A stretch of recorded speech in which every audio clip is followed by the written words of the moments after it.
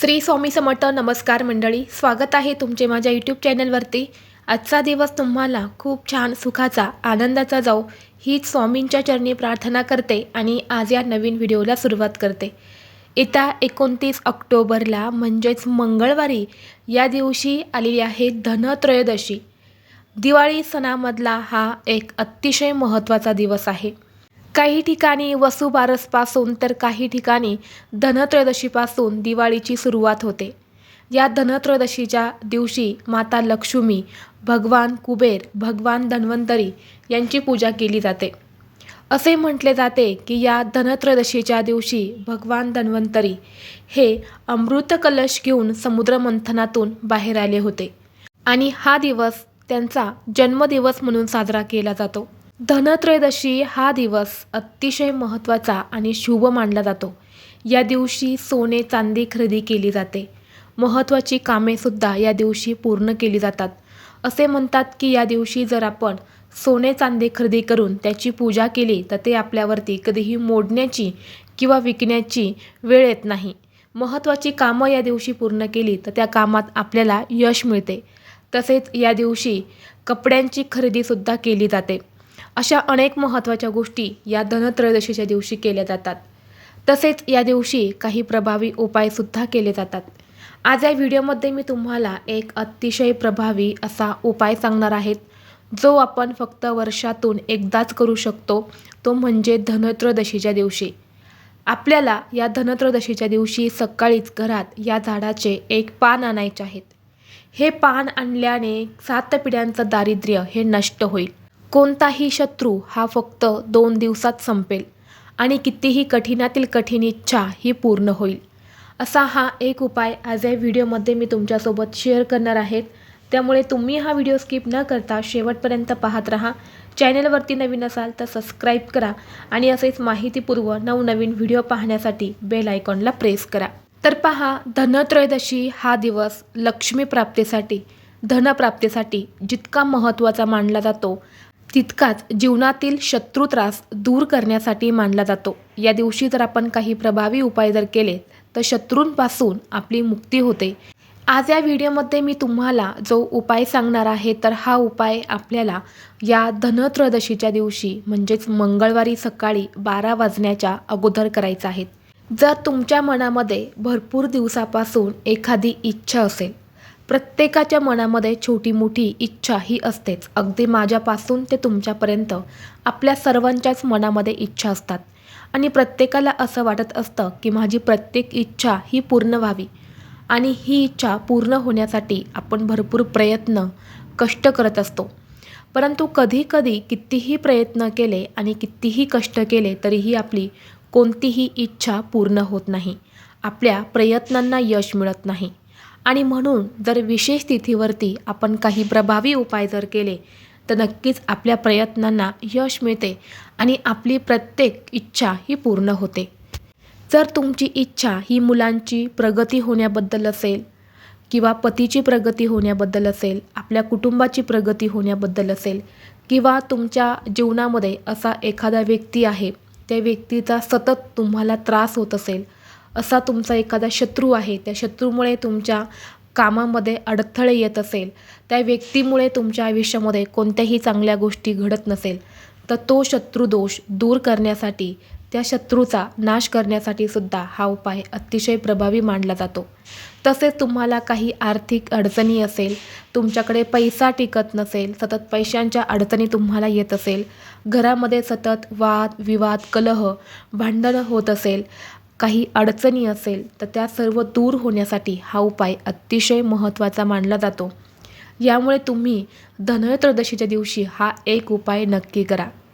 आपल्या हिंदू धर्मामध्ये अशी काही झाडं आहेत, त्यामध्ये साक्षात देवी देवता वास करतात आणि त्या झाडांची पाने, फुले यांच्याशिवाय देवी देवतांची पूजा ही देखील पूर्ण होत नाही.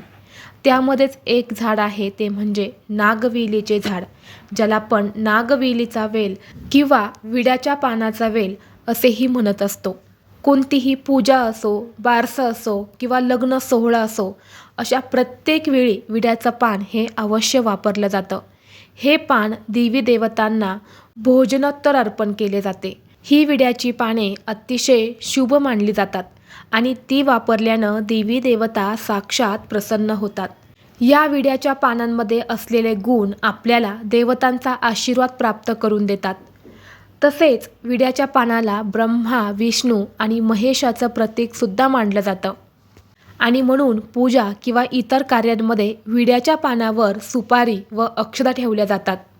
ही विड्याची पाने पूजेमध्ये ठेवल्याने सकारात्मक ऊर्जा निर्माण होते आणि देवी देवतांचे आशीर्वाद हे आपल्याला मिळत असतात.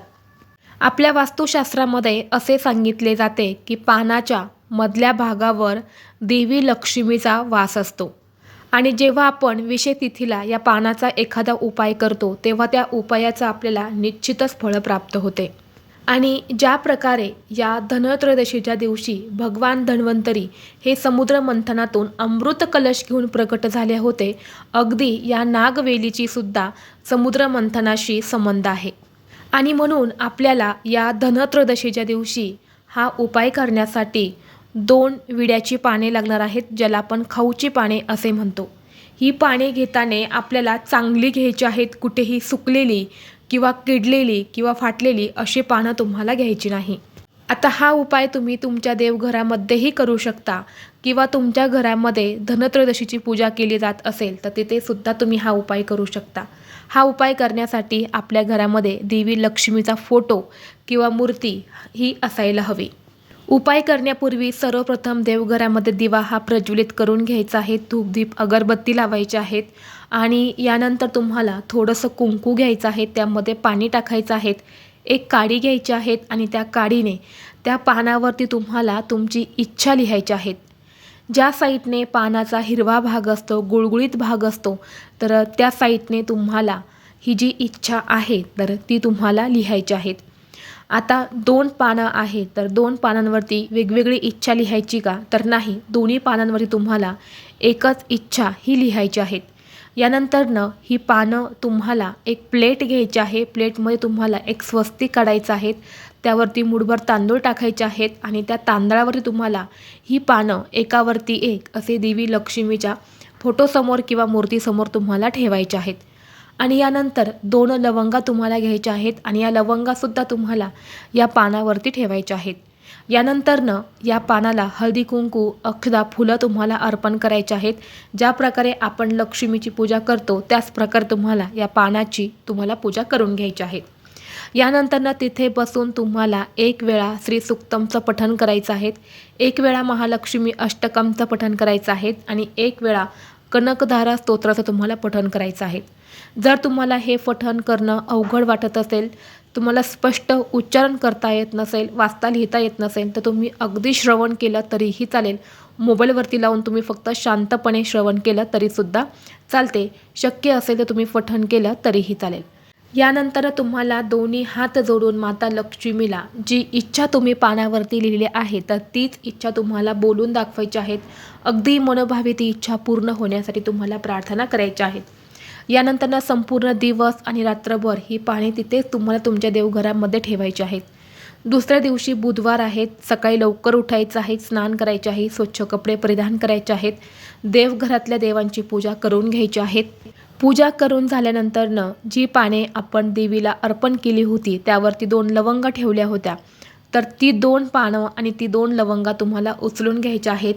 त्या लवंगा तुम्हाला स्वतःला प्रसाद म्हणून ग्रहण करायचे आहेत आणि ती 2 पानं घ्यायची आहेत आणि त्या पानाखाली जे तांदूळ आपण ठेवले होते तर त्यातल्या तुम्हाला 7 अखंड अक्षता काढायच्या आहेत, त्या पानावरती ठेवायच्या आणि ही 2 पानं घेऊन तुम्हाला जायचं आहे तुमच्या घराजवळ असणाऱ्या वाहत्या पाण्याजवळ.